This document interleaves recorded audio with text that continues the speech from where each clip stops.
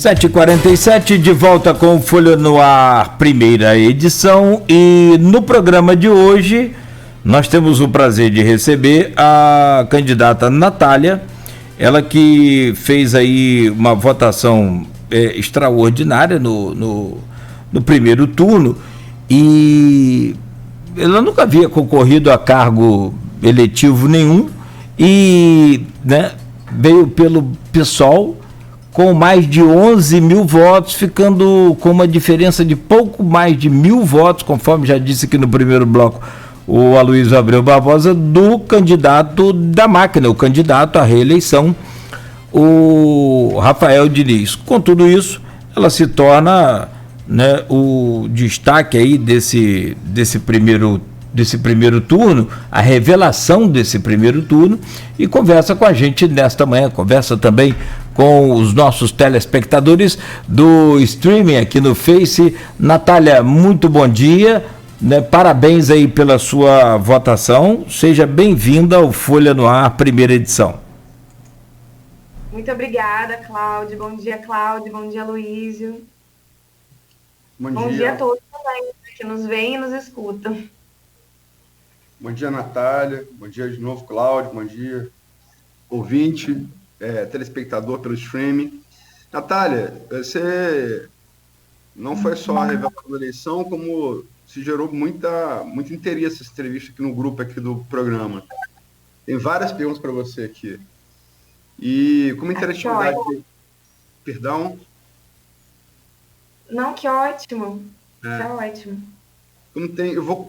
Interatividade é uma coisa que a gente busca. Eu vou começar com uma pergunta, também como você foi candidato, só que é vereador, na eleição agora de 15 de novembro, o Edmundo Siqueira, candidato pelo Rede, blogueiro da Folha e servidor federal. As eleições de 2020, ainda conferiram o segundo turno, demonstraram uma vitória da centro-direita e da direita, apesar da derrota da extrema-direita, muito vinculada a Bolsonaro. Mais do que isso, demonstrou que o eleitorado voltou a optar pelos políticos tradicionais. Qual o papel do PSOL dentro dessa realidade em 2022?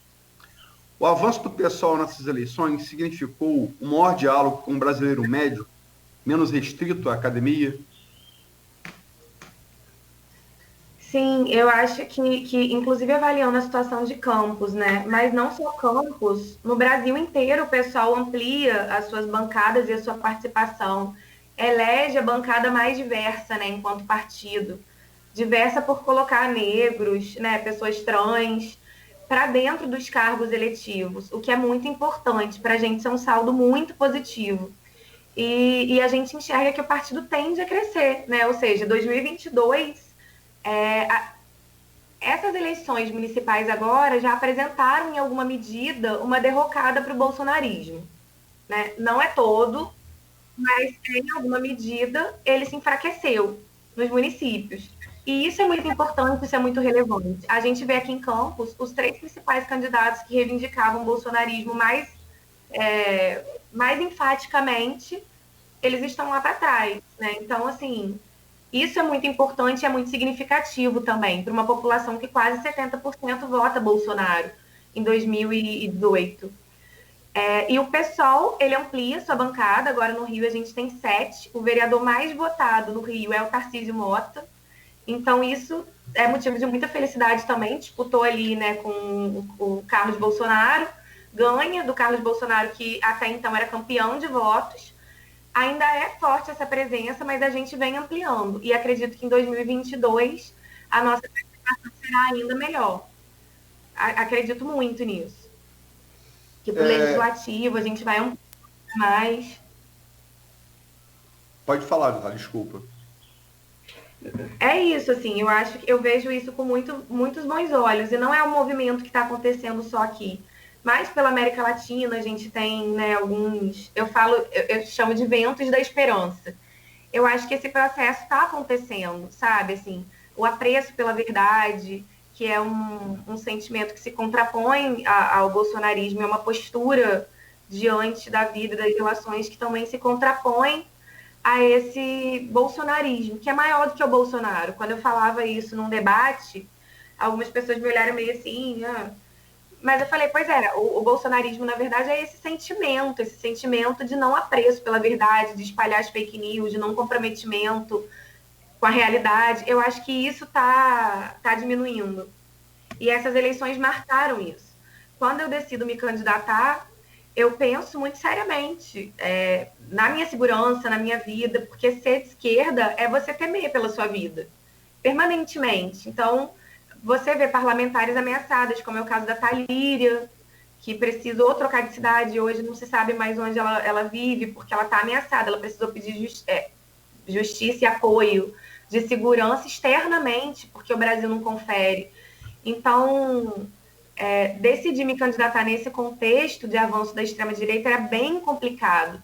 Mas hoje, olhando o contexto e o que se desenhou, eu esperava, assim, óbvio, né? Tiveram algumas incidências, tiveram alguns... Crítica sempre vai ter, ninguém vai agradar todo mundo. E bem-vindo, né? Eu acho que o mundo é muito bem-vindo com as críticas, que a gente também cresce na diversidade. Mas, observando o que eu esperava para o que tive, foi bem menor. E aí eu não sei, eu sinto que essa extrema-direita raivosa não é que ela esteja desacelerando, mas é porque o contexto já está dando uma nova roupagem para esse tipo de atitude também. Então, eu sinto esses ventos, efetivamente. A gente ainda não tem uma renovação, embora a Câmara tenha sido majoritariamente renovada, mas isso não é uma renovação como a gente esperava e que eu nem acreditava. Me perguntaram sobre isso numa das primeiras entrevistas que eu fiz, eu era pré-candidata ainda, se eu acreditava numa renovação de Campos e da Câmara. Eu disse que não. E hoje isso se dá, né? A Câmara de Campos não tem uma mulher eleita. Mas eu percebo essa trajetória. É certo que a história também nem sempre caminha no sentido progressista, né? Ou seja, não é linear, a história não é linear. Mas eu acho que... Eu acredito que esse movimento de revolta odioso e de espalhar as mentiras, ele está perdendo a força. Tá, tem a pergunta aqui do nosso querido amigo do Cláudio Nogueira, José Armando Armandão, também candidato nessas eleições. Ele coloca aqui, minha pergunta para a professora Natália. No ambiente da esquerda, o PT está sendo substituído pelo PSOL, e aí, antes que você responda, ele lança aqui o link de uma matéria da Veja que diz o seguinte, eu já vi ele da matéria. Vou ler aqui da matéria da Veja, tá? Que ele usa para fundamentar a pergunta dele, ok? É porque cortou um pouquinho. O quê? Perdão? Não, é porque cortou, mas eu entendi que você vai ler a matéria da Veja. Que ele usa o link da matéria da Veja para embasar a pergunta dele. Então, eu vou te ler a abertura da matéria, ok? Tá. Derrota do PT e ascensão do PSOL mudam o jogo de força na esquerda. Enquanto petistas amargam o resultado pífio nas urnas, pessoalistas se tornaram uma ameaça ao domínio do partido de Lula nesse campo político. Matéria do Eduardo Geroto, da Juliana Castro. A matéria, o primeiro parágrafo, o lead, né, diz assim: quando lento para os padrões brasileiros, o processo de totalização dos votos chegou ao fim na semana passada. A professora da rede estadual, Karen Santos, de 32 anos, mal podia acreditar. A candidata do PSOL foi a vereadora mais votada de Porto Alegre. Mulher, negra e jovem, Karen é o exemplo do perfil de político que ganhou espaço no pleito desse ano. Foram nessas novas caras que o Nanico PSOL apostou para elevar seu desempenho nas urnas. E deu certo. No campo da esquerda, que no geral foi mal nessas eleições, a sigla ganhou um protagonismo inédito. Um triunfo capitaneado por mais de 1 milhão de votos que colocou Guilherme Boulos no segundo turno da disputa pela Prefeitura de São Paulo contra Bruno Covas, PSDB. A legenda emplacou ainda os vereadores mais votados de 5 capitais: Porto Alegre, Florianópolis, Rio de Janeiro, Recife e Aracaju, incluindo pela primeira vez na composição das câmaras o número significativo de mulheres transexuais e representantes dos movimentos feminista e negro. Abre aspas. Falamos de gênero e raça, mas também de transporte e moradia. É isso que o partido precisa reverberar, explica Karen Santos. E aí pergunta Zé Armando se você acha que, a partir dessas eleições, o PSOL, como sua votação, comparado com a Judiciária, é um exemplo, se ele assume o protagonismo da esquerda brasileira no lugar do PT. Eu não acredito que substitua o PT, né? Eu acredito assim, o PT tem a sua importância e tem a sua trajetória de luta que precisa ser preservada e que precisa ser entendida. Óbvio, né? Todo mundo fala de autocrítica, isso é muito importante. Assim, a gente tem hoje, o PT é um partido que vem de uma base sindicalista muito forte. Isso é menos importante? Não, isso é muito importante. Porém, o que a gente tem hoje é uma classe trabalhadora completamente heterogênea. E os sindicalismos de agora, isso não sou eu que estou dizendo, não, isso é o Ricardo Antunes, inclusive, né, no livro O Privilégio da Servidão, de 2018, quando ele vai avaliar a classe trabalhadora e ele fala que é uma classe trabalhadora muito heterogênea. É uma classe trabalhadora que os novos sindicalistas e sindicalistas precisam entender que está permeada de diversas interseções e que o subexplorado, o trabalhador do Uber, né, o trabalhador que contrata ou, por exemplo, aluga a tua própria moto, aluga a tua sacola que vai carregar nas costas para entregar pizza ou lanche, que ele também faz parte dessa classe trabalhadora. Então, se a gente continua se afirmando lá atrás, no movimento que é de sindicatos de base, de chão de fábrica, né, ou da escola, isso não é que perdeu a força, mas a gente precisa compreender as novas roupagens e a heterogeneidade dessa classe trabalhadora.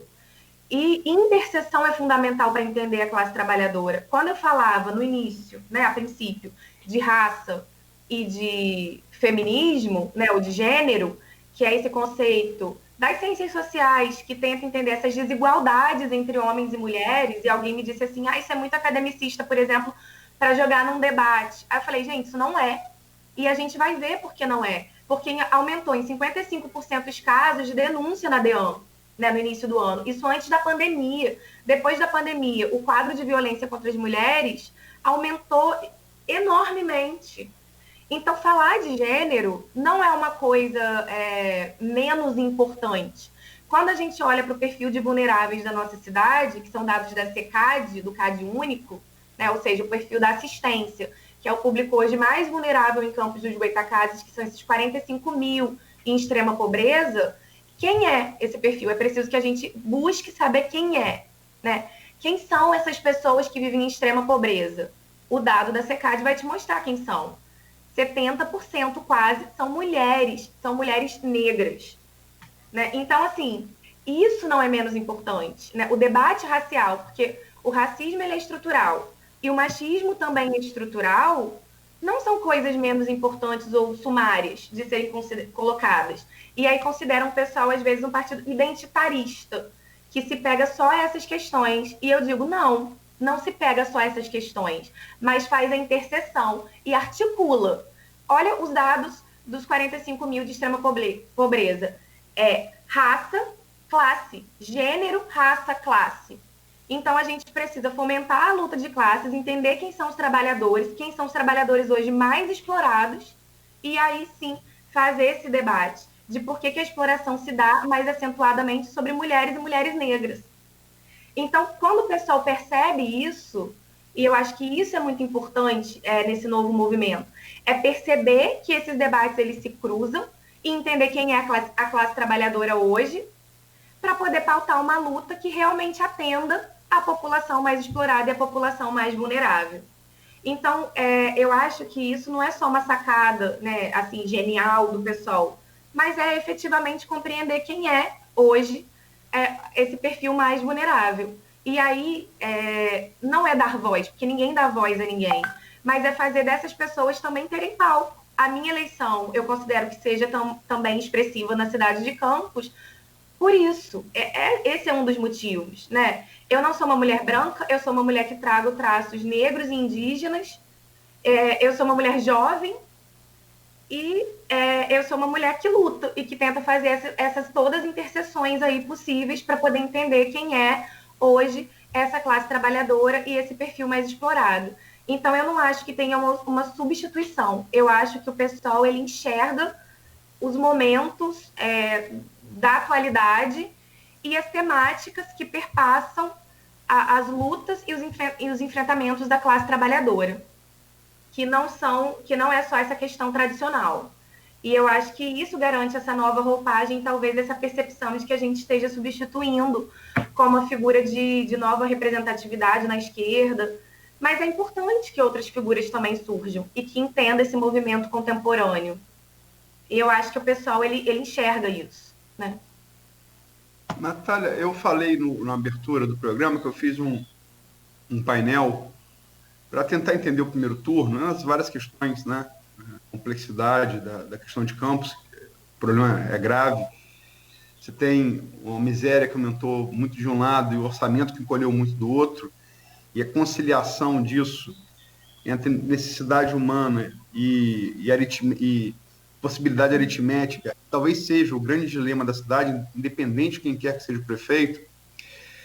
Mas dentro dos 5 professores que eu ouvi, a Érica Almeida, e ela falou, eu vou ler aqui, quando eu falo sobre esse dilema, né, miséria versus déficit municipal, que o jornalista Ricardo calculou que a média de 17 milhões mês em campos para 2021, ela me disse o seguinte, só para complementar esse raciocínio que você deu aí na resposta anterior. Ela falou aqui, o governo atual, Érica Almeida, assistente social, professora da UF, o governo atual foi o que menos gastou em assistência social, ainda que o município atravessasse uma das mais graves crises sociais desde os anos de 1980. Em março de 2020, estima-se que os extremamente pobres, ou seja, aqueles que vivem com uma renda familiar mensal de até R$ 89 por cabeça, atingiram 21,43% da população de Campos. Estamos falando de um município de 507 mil habitantes, né? Então, são mais de 45 mil até. Né? São bem mais. Em 2010, eles eram apenas 3,67%. Isso é motivo suficiente para que o novo governo, junto com a sociedade civil, estabeleça um pacto político que privilegie a vida, a segurança alimentar, a saúde e a educação das nossas crianças e jovens, e não o inverso. É preciso hierarquizar as prioridades e proteger os mais vulneráveis. É isso? Exatamente. Eu concordo, assim, extremamente com a Érica, né, Terezinha, eu chamo de Érica Terezinha, que não tive a oportunidade de ser aluna dela na UF, mas é uma pessoa com quem eu aprendo muito. Os artigos dela, né, por exemplo, sobre o que eu trabalhei na minha dissertação, que foram as políticas de geração de trabalho e renda voltadas para as mulheres no município, e aí eu estava falando da gestão anterior, né, ainda. E aí eu entendo e concordo que a gente precisa estabelecer esses pactos urgentemente. E quando a gente olha para o orçamento, é isso que eu defendi durante a campanha inteira. Eu abro a campanha e a minha pré-campanha e pré-candidatura falando isso, e eu fecho agora, né, tendo saído do primeiro turno, fecho repetindo a mesma coisa. Quando a gente olha para o orçamento, aquilo é uma peça ideologicamente montada. A gente tem que parar de achar que só a esquerda tem ideologia. Todos têm. A gente tem, pelo menos, o caráter e a responsabilidade de assumir que a gente tem uma ideologia. A ideologia que se embasa nos mais vulneráveis e nos mais pobres, na classe trabalhadora. Só que tem gente que tem a ideologia que não vai assumir que tem, que a sua ideologia é o empresariado, é a elite. Então, quando a gente olha para a peça orçamentária, a gente vai conseguir entender explicitamente quais são as prioridades. E que foi o que a Érica colocou aí nesse comentário. Ela coloca que não existe uma prioridade na assistência. Ou seja, exatamente, não existe uma prioridade pela vida. Em um dos debates eu polarizei com o Rafael Diniz, né? Esqueci de dizer, inclusive, para ele, que me diz que não tem dinheiro para gastar na assistência e que eu não sei do que eu estou falando, né? Ou seja, não tem dinheiro para voltar a abrir o restaurante popular, que custava 3 milhões de reais ao ano. Mas tem dinheiro para garantir que uma empresa privada cumpra o ponto biométrico, que inclusive é uma reclamação do Ciprozep, porque foi instituído de cima para baixo em 40 milhões ao ano. Então, assim, que prioridade é essa? Você deixa desassistido as pessoas, você não garante comida na mesa das pessoas, mas você garante que uma empresa privada continue lucrando em cima dos servidores. Então, quando a gente olha para essas prioridades, a gente entende qual é a ideologia de um governo.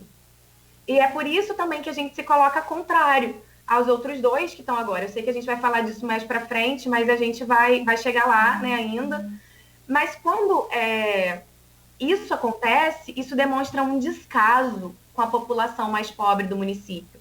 Isso demonstra uma concepção de que as pessoas deveriam conseguir por si só uma dignidade de vida. E o que a gente pensa é diferente disso. Quando as pessoas elas não conseguem por si só, o mínimo de dignidade que um Estado humanitário, que é o que a gente defende permanentemente, pode oferecer, é um prato de comida na mesa, é o mínimo de dignidade. É ter um programa de transferência de renda para que as pessoas tenham acesso a coisas mínimas e básicas. Porque a assistência social, ela não é um favor. E eu, como assistente social, estou também repetindo isso, né, durante todo o processo da eleição, da campanha. Isso não é um favor, isso é um direito das pessoas. É o direito de existir, é o direito de ter uma moradia, é o direito de habitar, é o direito de lazer, é um direito que os pobres não se dão. O pobre não tem direito a lazer. Né? Ninguém pensa nesses direitos constitucionais. Mas pensa, direito de ter uma educação em dignidade, direito de ter saúde, né, sendo bem formulada e bem estruturada nos territórios, que foi o que a gente defendeu também. E isso é o mínimo que se pode fazer pelas pessoas. Só que nem o mínimo é garantido. Então, a gente se chateia muito. Eu, quando presidi o Conselho de Assistência Social, eu me lembro que, na época, a secretária de assistência era, eu não vou dizer o nome, né, as pessoas sabem, era uma pessoa que eu admirava e que eu enxerguei assim, poxa, essas secretarias do Rafael Diniz colocou diversas pessoas técnicas nas pastas e pessoas com uma formação acadêmica. Está falando então, de Sana Gimenez. Sana, isso. Então, quando a gente olha essa... Eu não ia falar para preservar, né, do conteúdo, mas as pessoas sabem também, é público, né? A pessoa que ocupa um cargo público... Isso, ela para dizer que concordo com você, que é um grande quadro, tá? Um grande quadro. Sim, a gente está suscetível a receber diversas críticas. E é uma pessoa, assim, que eu olhei na Secretaria de Assistência e eu fiquei feliz, assim, né? Eu fiquei feliz pela decisão das pastas, eu fiquei feliz pela relação que o Rafael Diniz vinha fazendo com as universidades, que eu acho que acredito, ser primordial numa gestão, né? Essa articulação com a academia, para pensar mesmo as estruturas da sociedade, pensar enfim, as mudanças estruturais para a cidade. Só que aí, né, num dos primeiros atos da secretaria, e eu tinha estudado com a Sana numa disciplina que, inclusive, discutia gênero na UENF. E Sana é uma excelente aluna, inteligentíssima, né, altamente capacitada e altamente qualificada. E aí, quando ela assume, eu fiquei feliz. E num dos primeiros atos, ela assina, né, junto com o governo, acabando com o programa de transferência de renda, que era o cheque cidadão. E o que a gente diz é o seguinte, não precisa ser o cheque cidadão, mas que haja um programa de transferência de renda para a população, porque isso faz parte da política de assistência social. Não é só um programa de transferência de renda, a assistência social ela é muito mais complexa. Ela é baseada na família, a gente chama de matricialidade sociofamiliar. Quem merece atenção e merece criar um plano de atendimento é a própria família. Então, a gente observa todos os membros, tentando conferir, encaminhar para trabalho, tentando encaminhar para a educação, para a política de escolaridade, para que a pessoa tenha um nível de qualificação maior. A gente olha todos esses aspectos. Então, quem observa assistência social pelo mero ponto de vista da transferência de renda está equivocado, porque o trabalho é muito maior do que esse. Infelizmente, a gente não tem uma política econômica, isso foi uma das conclusões da minha dissertação, que priorize a criação de postos de trabalho efetivamente. O que a gente tem nas políticas de geração de trabalho e renda é a culpabilização dos indivíduos, como se a ausência de qualificação deles fizesse com que não conseguisse o trabalho. Só que se esquece de dizer que a política econômica também não promove o trabalho. Então, isso é muito complicado e é entendível na assistência social. E aí, quando ela entra, né, ela assina para poder acabar esse programa, o papo, a princípio, era de que ia rever o programa e de que ele retornaria com critérios diferentes, em um período curto. E o que a gente falava dentro do Conselho de Assistência era, isso vai aumentar criminalidade da cidade, isso vai aumentar número de miserabilidade da cidade, número de pedintes na rua, número de pessoas na rua, porque a pessoa não percebe, mas inclusive vários comércios locais fecham quando as pessoas têm um poder aquisitivo para comida zero. Então, assim, isso fale comércios locais também. E a gente pautava isso dentro do Conselho de Assistência. E me veio uma decepção muito grande, porque, assim, a Sana, ela tinha feito a disciplina de gênero, a tese dela é sobre gênero, ou seja, analisava o papel das mulheres também. Eu também falo sobre gênero nas minhas pesquisas, e simplesmente passou desapercebido ou não que aquele perfil majoritário de vulneráveis da assistência eram mulheres e mulheres negras. Então, isso me causou uma frustração muito grande e uma indignação também muito grande, que a gente canaliza para a luta. A gente continua lutando, a gente faz as denúncias que são importantes. E eu me lembro numa audiência pública que a gente foi lutar pelo programa de transferência de renda e as pessoas não compreendiam muito bem, porque parecia assim, se você está defendendo o cheque cidadão, é porque você é do grupo dos garotinhos. Se você está dizendo que esse benefício não tem que existir, é porque você é do grupo, né, do Diniz. E a gente falava, não, a gente não é de grupo algum, a gente está aqui defendendo um direito social, que é a política de assistência social. Ou seja, a gente está defendendo que ela funcione como ela nasceu para funcionar, como está na regulamentação em 93 da LOA, que é a Lei Orgânica da Assistência.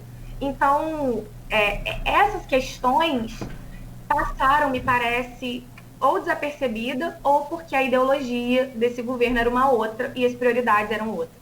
Então, Natália, isso é importante que a gente... Natália? Oi? Oi, não, só porque são 8h13 e a gente tem que falar de política ainda. Desculpa você. E tem uma ouvinte aqui, a telespectadora, Terezinha Bianchi, ela está refazendo pergunta, eu vou responder a ela. Bom dia, e a votação do recurso não tem que ser até dia 20? Que manobra é esta? Terezinha Bianchi, eu nunca disse que tinha que ser dia 20. A única pessoa, ela está falando da ação que indeferiu a candidatura de Frederico Paz no TRE, cujo recurso vai ser jogado no TSE e que fizeram os votos de Vladimir Garotinho serem contabilizados como anulados subjúdice. O que eu afirmei, após conversar com uma fonte da Justiça Eleitoral de Campos e do Ministério Público Eleitoral de Campos, além de duas fontes do TSE, foi o seguinte: se por uma das possibilidades, se Frederico foi indeferido e contaminar a chapa, uma das possibilidades é adiamento da eleição. Por quê? Se tem 4 zonas, você leva um dia para reinseminar as urnas. Se outro nome tiver que ser colocado lá, por exemplo, ter sido colocado Bruno Calil. Um dia por 4 zonas são 4 dias, mais um dia para transportar. A eleição no dia 29. Então, teria que ser até o dia 24 para evitar, se a decisão for desfavorável, né, para evitar adiamento. Agora, só tem uma pessoa em qualquer tribunal do mundo que determina a pauta. Essa pessoa é o presidente do tribunal. Então, só quem determina a pauta é o ministro Luiz Roberto Barroso, também ministro do Supremo Tribunal Federal. Só para esclarecer. E vamos fazer um intervalo para começar o próximo bloco, Nogueira. Vamos lá. São 8h15 em Campos. Nós estamos conversando com a Natália Soares, ela que foi candidata do PSOL, professora Natália, ao vivo conosco aqui nas eleições de Campos, no primeiro turno, e considerada aí a revelação dessas eleições. Voltamos em instantes no oferecimento da Clínica Proteus e dos laboratórios Plínio Bacelar. Quando se pensa em exames